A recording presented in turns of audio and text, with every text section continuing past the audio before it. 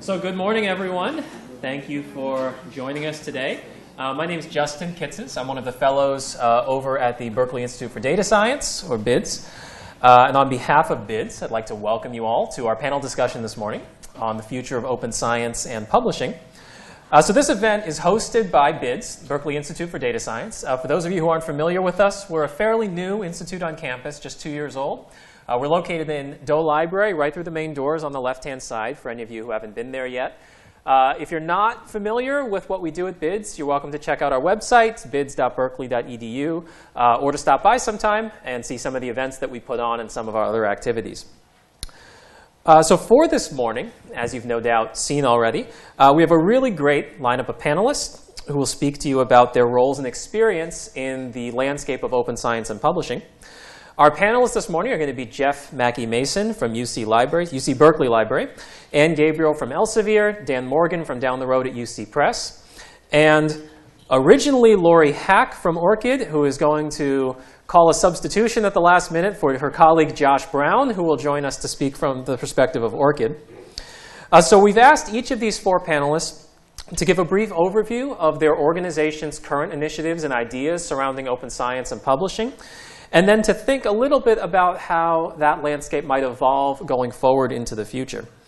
And after those four longer presentations, we'll actually have a short bonus lightning talk from Andrew Tien of Wiley, who was added just at the last minute.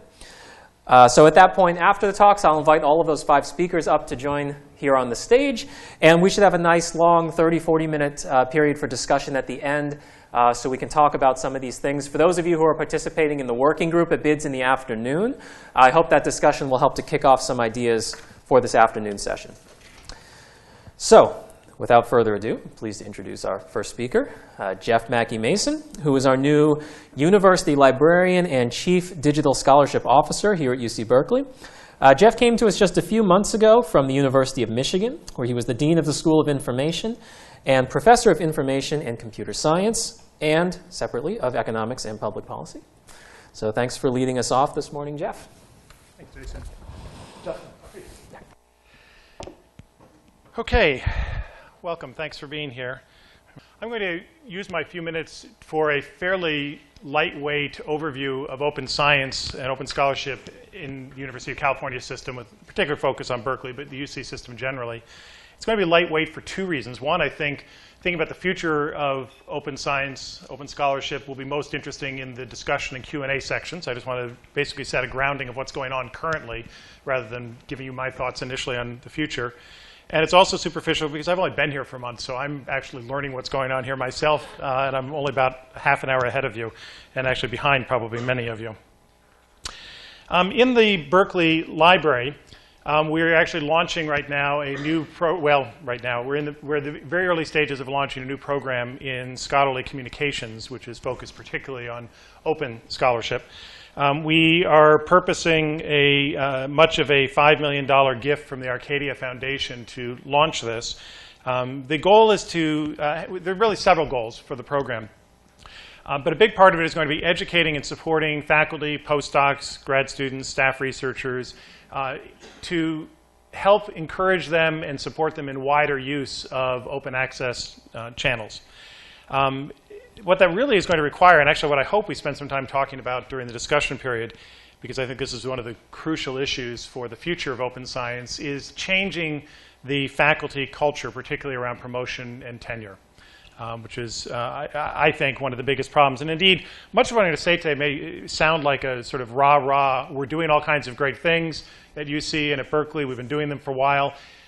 It may sound like I'm very optimistic or just very proud of this institution I've recently joined. And I am, except the real question I want us to get to during discussion is, if we're doing all of this, how come there isn't more open science? What's getting in our way? Because we really haven't, frankly, made that much progress yet. Also in this program, in the library, it's a campus program that the library is leading. We're going to be working to support policy initiatives that support open science. And we also think we're going to get involved in open educational resource programs, particularly trying to help address moderating the affordability of education and trying to deal with what we basically think of as the textbook crisis. So that's one new activity in this area that we're heading into. The University of California open access policy is something we are really proud of. And I feel a little guilty saying we, having only been here briefly, but it's something that else around the country academics have been proud of and have been emulating. One of the first open access policies at the university level in the nation was established by the faculty of the University of California in 2013. Just last week, the president of the system extended it to all UC employees, so not just faculty, but postdocs, graduate students, staff researchers, and so forth. Basically, what it does is it establishes prior rights before publication to the scholarly output of UC employees held by the university itself, which cannot be given away by the authors to publishers when they sign publishing contracts and sign copyright releases. So the university retains certain rights in the work of its employees, and those are rights that enable open access. Generally, there will be a 12-month embargo after publication, but the goal is to get all of the works of UC authors into the e-scholarship system, the digital institutional repository, and then make them available to the world after 12 months. So that's something that one of the first in the nation. Other institutions have been emulating, including my former institution, Michigan. The fact that it was now extended to all employees is yet another, I'm not sure if it's quite a first, but it's certainly dramatic. And there are more employees covered by this policy in the UC system than anywhere else in the country.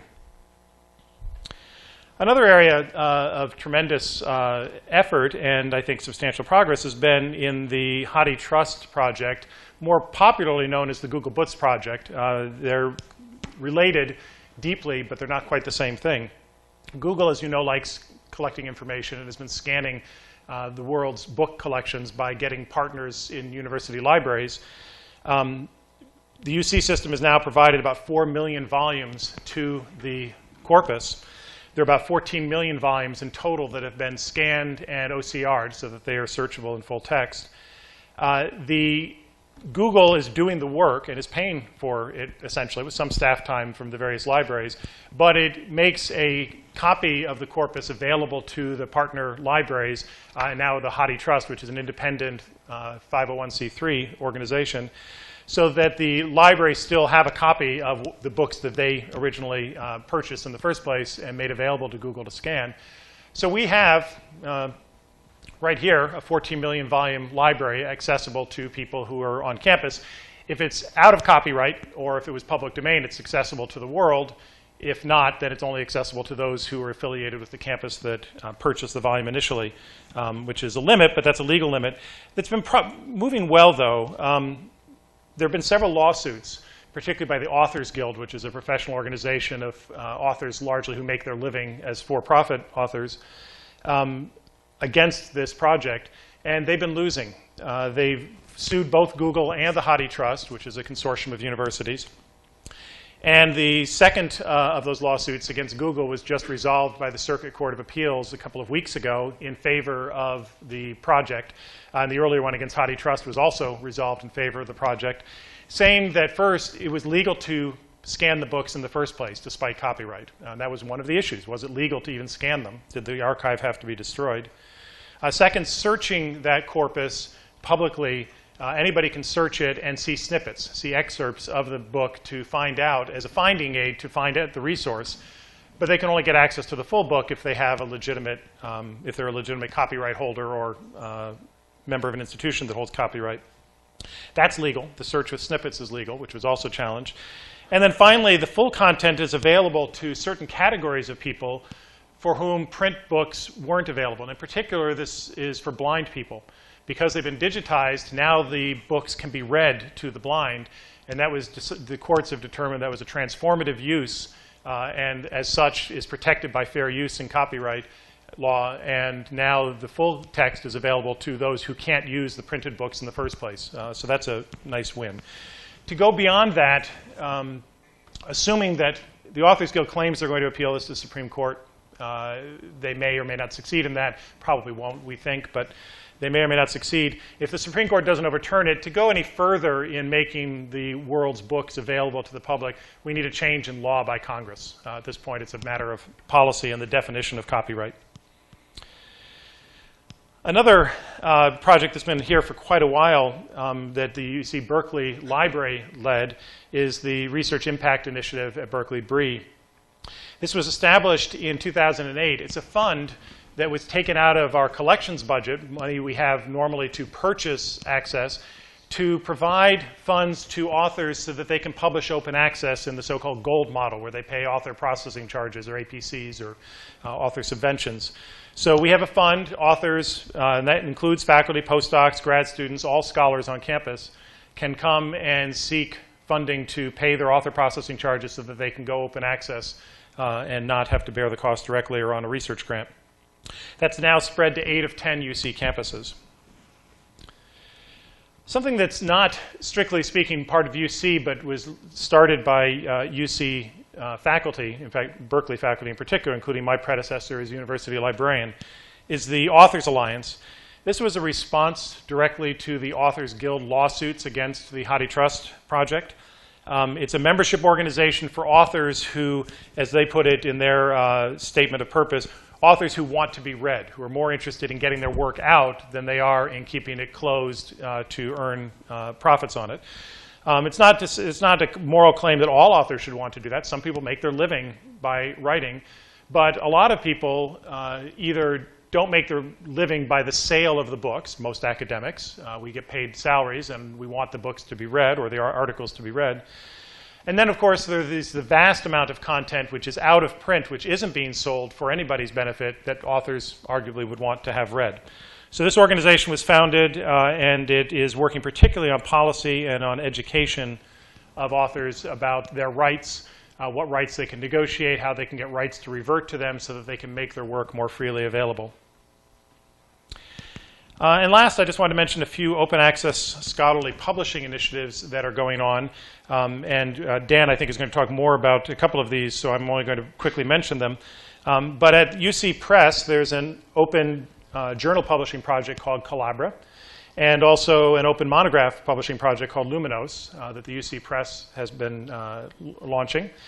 And then there are a number of other things, but I particularly wanted to draw attention to the Berkeley Electronic Press, BE Press, because it was really about the earliest initiative that I'm aware of that was serious in academia. And it started in 1999 by some Berkeley faculty. Three economist friends of mine started this.